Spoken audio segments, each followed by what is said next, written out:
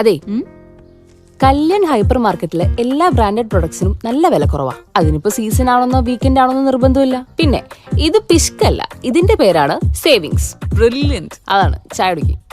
വില ശരിക്കും കുറവാണ്. അതാണ് കല്യാൺ ഹൈപ്പർ മാർക്കറ്റിന്റെയും കല്യാൺ എക്സ്പ്രസ് മാർട്ടിന്റെയും ഗ്യാരണ്ടി. ക്രമസമാധാന പാലനത്തിന്റെ തിരക്കുകൾക്കിടയിലും ഉള്ളിലെ കലാകാരനെ കൈവിടാതെ ഒരു പോലീസ് ഉദ്യോഗസ്ഥൻ 33 വർഷത്തെ ഇടവേളയ്ക്ക് ശേഷം കഥകളിയുടെ ആട്ടവിളക്കിന് മുൻപിൽ വീണ്ടും വേഷമണിയുവാൻ ഒരുങ്ങുകയാണ് ഒറ്റപ്പാലം പോലീസ് സ്റ്റേഷനിലെ ASI രമേശൻ പണിക്കർ. കാവുങ്കൽ കളരിയുടെ പാരമ്പര്യം പേർന്ന രമേശൻ ഏപ്രിൽ 18-ന് തിച്ചൂർ അയ്യപ്പസ്വാമി ക്ഷേത്രത്തിലെ ദക്ഷയാഗത്തിലെ ശിവനായി അരങ്ങിലെത്തും.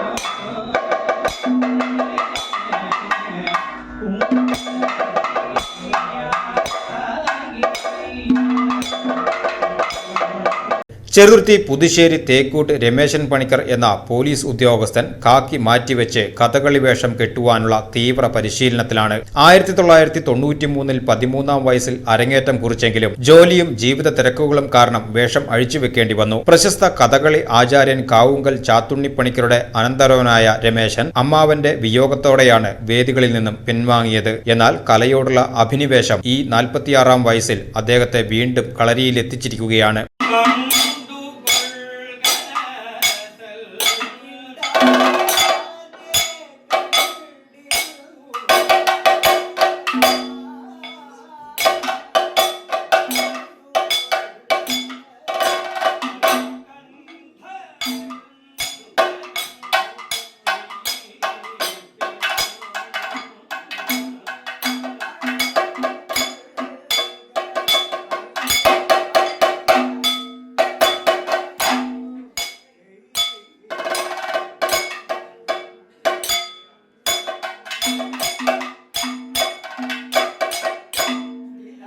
പ്രശസ്ത നടൻ മോഹൻലാലിനെ കഥകളി പഠിപ്പിച്ച കലാമണ്ഡലം ബാലസുബ്രഹ്മണ്യൻ ആശാന്റെ ശിക്ഷണത്തിലാണ് ഇപ്പോൾ രമേശന്റെ പരിശീലനം.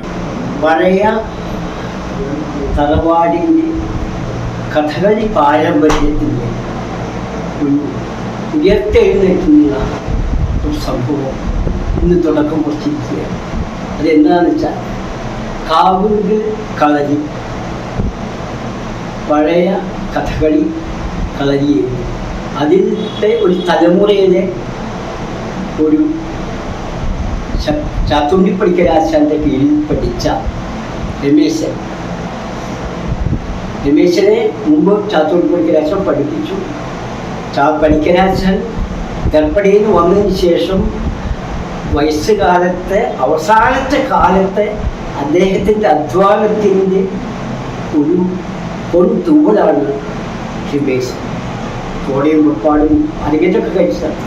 രമേശനെ ഒന്നുകൂടി രംഗത്ത് കയറി. അങ്ങനെ രമേശനെ പഠിപ്പിക്കുകയും രമേശനെ കൊണ്ട് ദക്ഷയാഗത്തിൽ ശിവൻ രംഗത്ത് അവതരിപ്പിക്കാനായിട്ട് ചുരിയാട്ടം തുടങ്ങി. കാവുങ്കൽ കളരിയുടെ ഒരു പുതിയ തുടക്കം രമേശനിലൂടെ എനിക്ക് ഇന്ന് തുടങ്ങാൻ സാധിച്ചു. രമേശൻ്റെ പ്രവൃത്തി ചാത്തുണ്ണിപ്പണിക്കരാശാനെ സ്മരിക്കുന്നതായ ചലനങ്ങളൊക്കെയാണ് അദ്ദേഹം അത്ര പഠിപ്പിച്ചിട്ടുണ്ട്. ആ രമേശനെ എനിക്ക് ശിവൻ പഠിപ്പിച്ച് രംഗത്ത് കയറ്റുവാണ്.